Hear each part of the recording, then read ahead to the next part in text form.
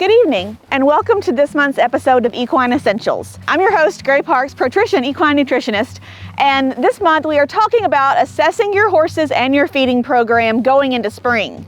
So we're going to start off tonight's episode by looking at my herd, assessing body condition and weight to make sure we're making the best choices for our spring and summer feeding routines. This is Sydney. You all might have noticed her in videos before. Sydney is a 7-year-old half Arabian mare, and her job this year is going to be bred as a brood mare. So we want to make sure we're looking at her now, getting her into good condition before we start trying to get her pregnant this spring. When I assess body condition in a horse, you always do it hands-on because visually you can't really tell the difference between fat and muscle, but by palpation you can feel whether you're touching squishy fat or not squishy muscle, right? So Sydney here, you might be able to tell from your video, is a little bit on the fat side, and we're going to talk about that, right? So as we palpate her, you can see that she does have a bit of a crest on her neck. That usually happens as horses get fatter. They start developing a fatty level along their crest. She gets especially fat behind her shoulder, right? There are ribs there, I promise, but they're a little hard to find, right? And then she also is squishy over her tail head. So on a scale of 1 to 9, Sydney here has a body condition score of 7.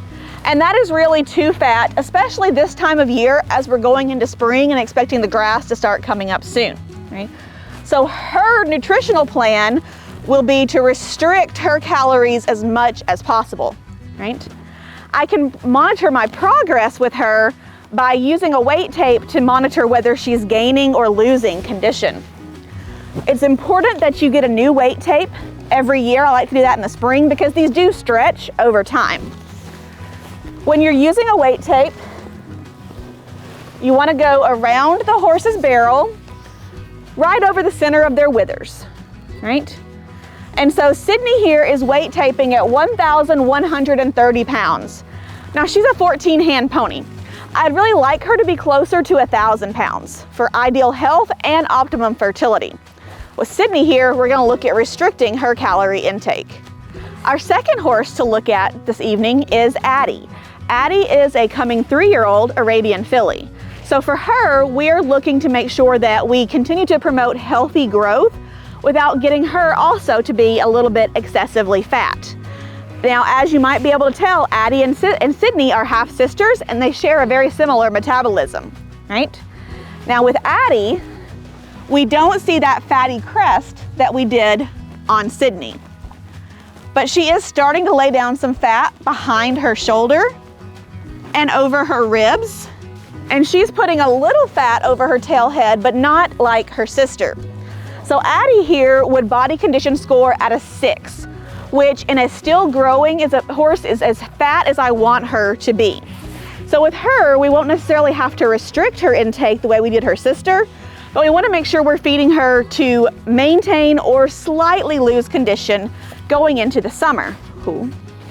So Addie here is weight taping at about 960 pounds. And for her, that's right about where I want her to be at this stage. So again, we want her to stay where she is. Losing a little weight would be okay, but we definitely don't want her to get any fatter than she is right now. All right, the third horse that we're going to look at this evening is Ariel here.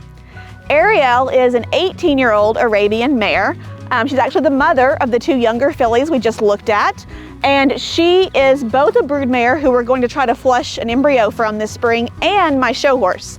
So with her, we need to make sure we're providing her the optimum nutrition to meet her nutrient needs for both producing a healthy embryo and being able to exercise and stay fit in her late teens. Now, Ariel, as you can see, has the body type that can be a little deceiving when it comes to body condition scoring. She's a great example of why you have to get hands-on to body condition score. Because she has delivered 5 foals in her past, she has a little bit of a broodmare belly look to her where her abdominal muscles have been stretched out. So she might look fatter than she actually feels when you put your hands on her. She has a tiny bit of fat over her crest, but not much. I can actually feel her scapula on her wither, unlike her daughters, but she does have a little fat behind it. Her ribs are easily palpated underneath what's left of her winter coat.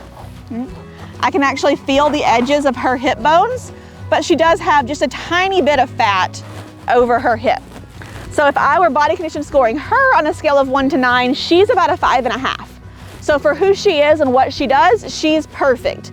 And I want to maintain her at this exact condition and weight as much as possible. Now she's also a little bit smaller than the other two, so she's going to weigh less, particularly less than Sydney. So like Addie, Ariel tapes at 960 pounds. And again, that's exactly where I want to keep her as we develop through the summer. She may put on a little muscle and lose a little fat in the process, but I don't want her actual weight to change during this summer.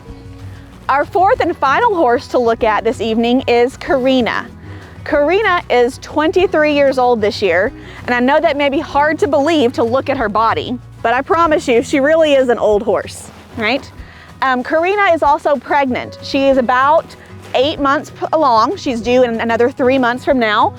So with her, it's really important to feed her to make sure she's getting quality fiber at her advanced age and to feed the foal that she's carrying all at the same time.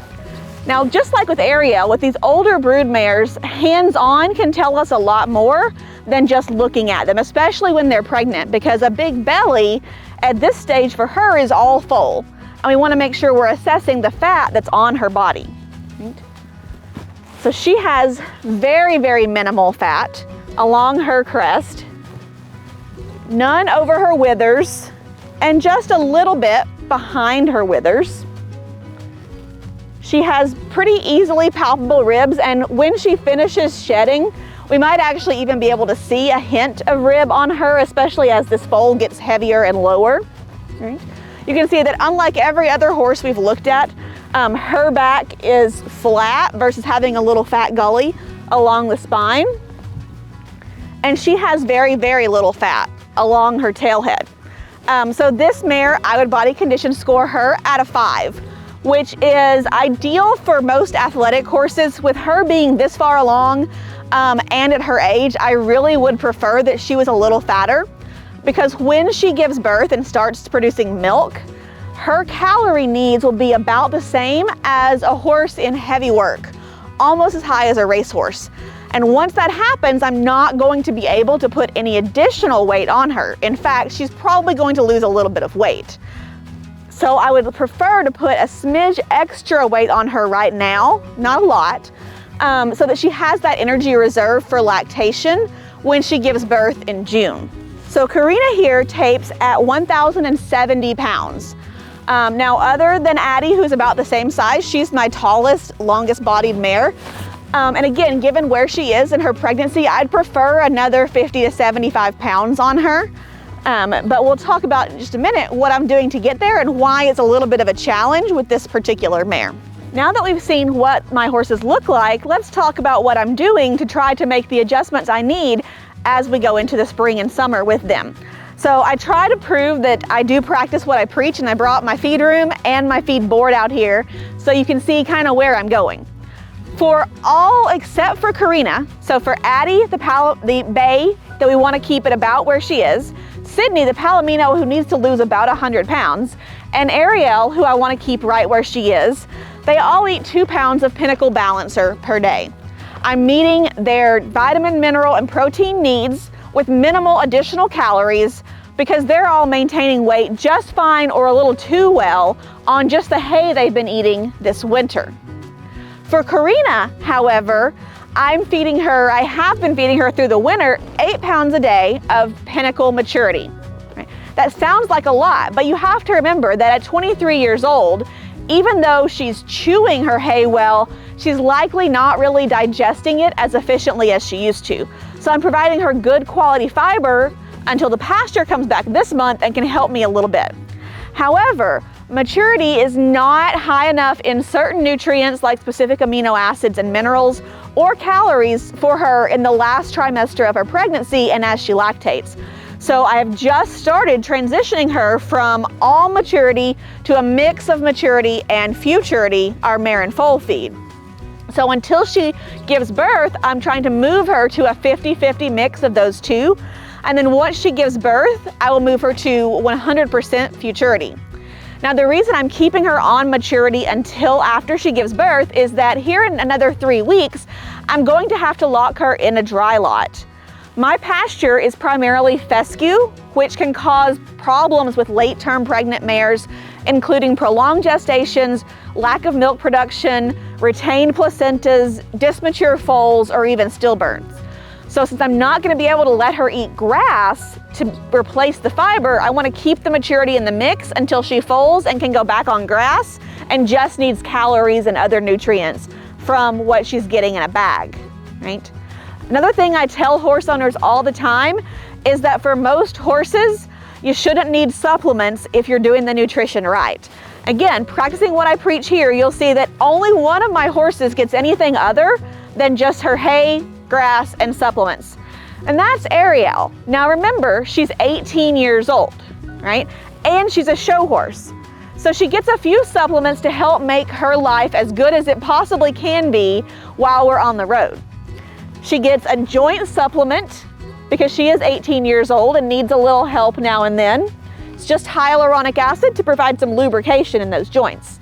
She gets what is probably my favorite of our Purina supplements, our Omega Match Oil, for a beautiful shiny coat, healthy immune response, and healthy levels of inflammation. And then the newest addition to her diet is a new Triple Crown product. It's called a gut functional wafer. So it is a gut supplement including a seaweed-derived beta-glucan for healthy mucosa across the entire intestinal tract, as well as a marine-derived calcium for buffering acid. So as we're going into show season, traveling a lot, traveling for her to get bred and flushed, I want to protect her from hoof to tail as much as I possibly can. So with my girls, you can see, I really do try to keep it simple, and I try to help you guys keep it simple, which means knowing where we are and where we want to go to make wise decisions for feeding our horses. As always, if you have additional questions about your horses or your feeding programs, you're welcome to reach out to me at gray.parks@protritionfeed.com. Until next time, thanks for joining me on Equine Essentials.